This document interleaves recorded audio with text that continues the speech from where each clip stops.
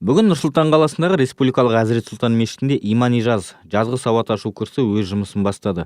8 бен 15 жас аралығындағы 400 оқушы енді 3 апта бойы еліміздің бас мешітінде діни сауат жетілдіріп, жазғы демалыстарын пайдалы өткізетін болмақ. Осы орайда мешіт ұстаздарының мәжілісінде бекітілген оқу жоспарына сәйкес өткізілетін Құран әліппесі мен имандылық әліппесі, әдеп және дұға сабақтары бүлдіршіндердің білім алып қана қоймай, тәрбие мен әдептілікті де бойына сіңіріп шығуына септігін тигізетін болмақ.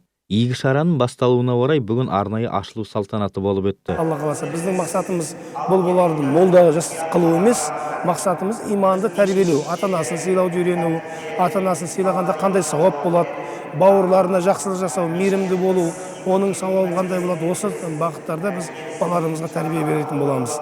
Әрине, ағашты қалай ексеңіз, оны қалай күтсеңіз, солай ол түзу, әдемі өседі және көп жеміс береді. Егер біздің балаларымыз жас кезінен иммунитет қалыптастырса бойында, дәстүрлі дінге, біздің ата-баба жолына, ата-бабамыз ұстанған исламда, онда оны ешқандай ақпарат оны басқа жаққа алып кете алмайды. Сондықтан біз балаларымызды осы ақпараттандырып, бала кезінен бойына тәрбиені, білімді, дұрыс діни ақпаратты сіңдіретін болсақ, Алла қаласа біздің балаларымыз нағыз отансүйгіш, нағыз патриот болып өседі иншалла.